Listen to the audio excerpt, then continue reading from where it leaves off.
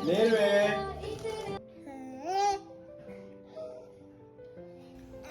दोस्तों, welcome to our channel, जिस channel का नाम है ममा एंड निर्वैर ब्लॉग्स।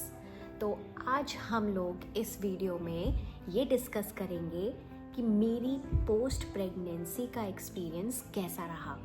और मैं यही चाहती हूँ कि न्यू मॉम या सून टू बी मॉम या जिसने ये रियलिस्टिक एक्सपीरियंस देखा है तो फॉर श्योर मैं चाहूँगी कि वो मुझको कमेंट करे हमारे चैनल पे और हमको सब्सक्राइब ज़रूर करें। फ़िलहाल अभी 3.5 साल का हो गया है मेरा बेटा, तो जो मेरा पोस्ट प्रेगनेंसी एक्सपीरियंस था वो बहुत ही अच्छा था।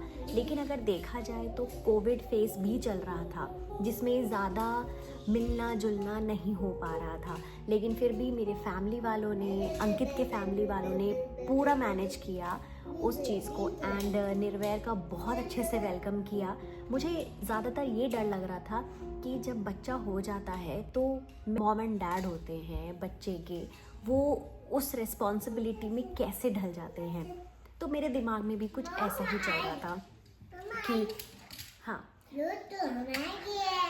जब निर्वैर हुआ मुझे लगा कि मैं कैसे ध्यान रखूँगी इसका, हम लोग कैसे ये रिस्पॉन्सिबिलिटी को हैंडल कर पाएंगे, क्योंकि सब कुछ हमारे लिए पहला पहला था। और ऑब्वियसली हो रहा था कि कैसे होगा ये सब मैनेज, क्योंकि जॉब भी देखनी थी, घर भी देखना था एंड बच्चे को भी देखना है, तो कैसे। बट स्लोली ग्रेजुअली हम दोनों धीरे धीरे इन सब चीज़ों में आए, इन सब चीज़ों में ढले, इन सब चीज़ों को हमने ऑब्ज़र्व किया, यूट्यूब्स देखे।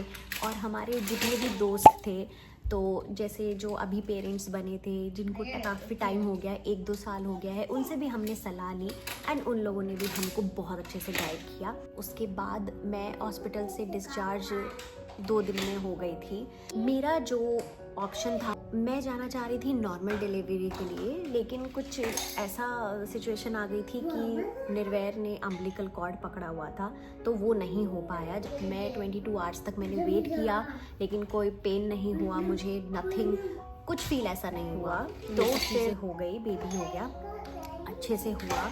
टाइम टेकन इतना नहीं था, 15 मिनट्स में मैं बाहर आ गई थी। तो फिर जब मैं 2 दिन के बाद डिस्चार्ज हुई, मैं घर पर आई। मेरी मम्मा मेरे लिए वो होता है ना लड्डू, गोंद के लड्डू और ड्राई फ्रूट्स के लड्डू, ये सब लेकर आई थी। निर्वैर की मौसी जो हैं वो पूरा जो आपका होता है जीरा एंड लाइक जैसे ब्रेस्ट फीडिंग में जो जो चीज़ें देते हैं वो सब लाई थी।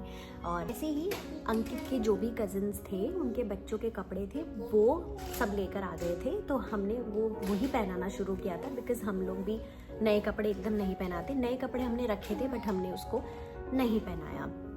फिर हम आए तो मैंने सबसे पहले खाने की डिमांड की कि मेरे को जो मैंने अभी 9 महीने से कंट्रोल किया हुआ था, पहले मुझे वो खाना है। सबसे पहले मैंने चुना मोमोज़, उसके बाद मैंने चुना मैकडी का आलू टिक्की, फिर मैंने थोड़े से फ्रेंच फ्राइज़ खाए। तो जंक फूड मेरे को बहुत पसंद आ रहा था उस टाइम, मेरा बहुत मन कर रहा था कि मैं ये भी खाऊं, और मैंने खाया, नो डाउट। फिर हमने क्या करा, निर्वैर के लिए हमने हम लोग वो आजकल चल रहा है ना मोल्डिंग करते हैं, वो करवाया हमने इसका निर्वैर का। और हमने एक प्रॉपर फ्रेम करवा दिया था, उसमें निर्वैर की एक फ़ोटो, जैसे ही वो हुआ था उसके जस्ट हाफ एन आवर के बाद की वो फ़ोटो है, वो लगा दी थी। और हम दोनों की हस्बैंड वाइफ की फ़ोटो लगा दी थी और उसके प्रिंट्स हैं, लाइक ये कब हुआ था और इसका वेट क्या है, इसका नाम क्या है, वो सब करवा दिया था। एंड वो एक तरीके से हमारा गिफ्ट था निर्वैर के लिए कि जब ये बड़ा होगा तो धीरे धीरे जैसे ही बड़ा होगा इसको पता लगेगा कि ये कौन है एंड ये क्या चीज़ है। तो मेमोरीज़ के लिए वो हमने इसके लिए संभाल के रखा हुआ है। तो वेलकम बहुत अच्छे से हो गया था, निर्वैर पूरा लगा हुआ था, सजाया हुआ था, प्रॉपर केक कटिंग हुई थी, सब कुछ हो गया था। एंड देन फिर उसके बाद ब्रेस्ट फीडिंग कराना था, तो मैंने ये सब चीज़ें ऑब्जर्व करी थी। उसके बाद बर्प कराना बहुत ज़रूरी होता है, क्योंकि एक तो बच्चा लेटा रहता है, आप बच्चे को 3-4 महीने से पहले आप ऐसे बिठा ही नहीं सकते हो, क्योंकि जो बच्चे की भी हड्डियाँ जो हैं वो मज़बूत नहीं होती है, तो धीरे धीरे पनपती हैं। तो इसलिए उसको हम बिठाते नहीं हैं बच्चे को कोई भी। तो अब बच्चा लेटा रहता है तो फिर वो जो दूध पीता है तो वो डाइजेस्ट नहीं हो पाता है, तो इसलिए बर्प लेना बहुत ज़रूरी होता है। फिर हमने उसके लिए उस हिसाब से बर्प क्लोथ्स लिए, ये ब्रेस्ट पम्प भी लिया था, क्योंकि मेरा जब मैं ब्रेस्ट फीडिंग करवाती थी तो इतनी क्वांटिटी नहीं आती थी, इसलिए मुझे ब्रेस्ट पम्प लेना पड़ा। और उसी के हिसाब से, क्योंकि ब्रेस्ट पंप एक ज़रूरी नहीं है कि आपको हमेशा देना है, बट जैसे कि नाइट टाइम में अगर आपको नींद आ रही है, और उस टाइम नींद भी बहुत आती है, रेस्ट की बहुत ज़रूरत होती है, क्योंकि बच्चा जो है कंटिन्यूसली क्या करता है, वो फ्लक्चुएट होता है बच्चा, कभी नींद आ रही है फिर उठ जाता है, कभी नींद आ रही है उठ जाता है। तो निर्वैर का भी कुछ ऐसा ही था। निर्वैर अगर रात को सोता था तो फिर उसके बाद फिर 1-2 बजे उठता था, और फिर 7 बजे तक वो जगा रहता था सुबह के। एंड जो मेरी मम्मी थी वो भी इसके साथ जगी रहती थी कि मैं सो सकूं।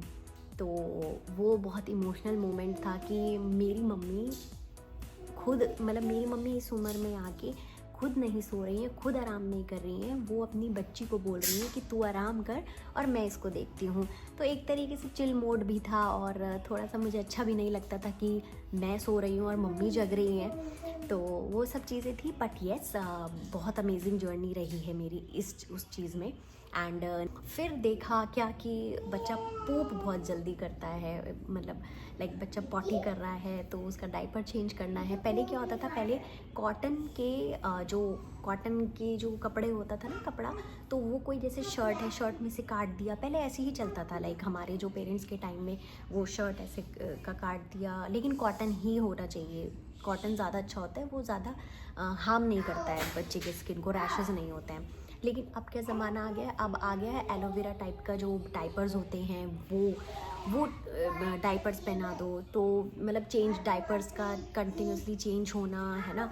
तो मेरे को पहले नहीं आइडिया था कि जो बच्चे पॉटी करते हैं वो बहुत कलर अलग से आने लग जाते हैं। फिर मेरे को लगा, मैंने कहा अच्छा बच्चा तो खाना ही नहीं खाता है, अभी कुछ भी नहीं है, वो तो बस एक मिल्क पे है बस। जब बच्चे की वैक्सीन्स लगती हैं, यहाँ पर थोड़ा सा बॉयल होता है, तो उसमें भी मैं घबरा गई थी कि ये मैंने फ़र्स्ट टाइम देखा है, ये क्या हो गया है। फिर डॉक्टर के गए हम, तो डॉक्टर ने बोला कि ये नॉर्मल है। तो हम लोगों का बच्चे के साथ एक प्रॉपर रूटीन हो गया था, क्योंकि ये जैसे सुबह उठ जाता था जल्दी, हम लोगों का भी ऐसे हो गया था, क्योंकि अंकित को ऑफिस जाना होता था और मेरे को भी उठना पड़ता था जैसे ये उठ जाता है, तो क्योंकि फीडिंग कराना होता था, तो इसलिए जब हम उठते थे तो साइड बाय साइड फिर इसकी मालिश होती थी, मालिश के बाद फिर इसको नहलाया जाता था। और ऐसा भी नहीं हम इसको रोज़ नहलाते थे, क्योंकि शुरू में क्या होता है, बच्चों को प्रॉपर नहीं नहलाया जाता है, एक प्रॉपर वाइप्स होती हैं बच्चों के लिए, उसको आप थोड़ा सा ऐसे से बस अप्लाई करो बच्चे पे, तो एक तरीके से वो बच्चे को बस साफ़ रखना चाहिए, क्योंकि रोज़ नहलाना भी सही नहीं था। न्यूबॉर्न बेबी है तो एकदम से आप नहीं नहला सकते उसको। प्ले टाइम हो रहा है बच्चे का, धीरे धीरे बढ़ रहा है, तो बच्चे के लिए प्ले टाइम के लिए फिर हमने मैट मंगवाई, अमेज़ॉन से ही मंगवाई थी, वो भी प्ले मैट होती है, तो उस पर इसको खिलौने रख दिए, इसके खूब सारे टॉयज़ रख दिए, उसी पे ये खेलता था। हमने इसका एक फ़ोटो शूट करवाया था, और मैं आपको ये भी बता देती हूँ कहाँ पे किया था, कहाँ से कराया था। अच्छा था, उसका नाम है फोटो वाला, तो मैं उसका भी आपको लिंक दे दूँगी यहाँ पे। If you are in Gurgaon में है वो, और अगर उनके बहुत सारे स्टूडियोज़ होंगे तो आप वो बात कर सकते हो उनसे। तो मैंने निर्वैर को धीरे धीरे बड़े होते हुए ऐसे देखा, एंड मेरे को तो बहुत ही शौक था कि उसकी हर चीज़ें मैं कैप्चर करूँ, उसका हंसना, उसका रोना, उसका खेलना, उसका डांस करना, एंड उसका हर मोमेंट पे क्या रिएक्शन आएगा, तो वो सब मैं कैप्चर करती थी। बट उस टाइम मैं व्लॉग्स नहीं बना पाई, तो इसलिए मैं अब बना रही हूँ व्लॉग्स धीरे धीरे, और मैं यही सब आपके साथ शेयर करना चाह रही थी। तो मेरा ओवरऑल एक्सपीरियंस तो गाइज़ यही था। बाकी अगर आपका कुछ भी एक्सपीरियंस है, आपको कुछ भी अच्छा लगे, तो प्लीज़ मुझे कमेंट कीजिए, एंड मैं पूरी कोशिश करूँगी कि कुछ और अच्छा लेकर आऊँ ब्लॉग्स में, बिकॉज़ ये जो था ये मेरा पर्सनल पोस्ट प्रेगनेंसी एक्सपीरियंस रहा है। मिलती हूँ आपसे नेक्स्ट व्लॉग में हमारा कोई और टॉपिक पे बात होगी, एंड तब तक के लिए आप अपना ध्यान रखिए। Subscribe our channel, share your love to Nirvair and to me and to our channel mama life unfiltered. यहाँ पे सब कुछ अनफिल्टर्ड है। Bye bye.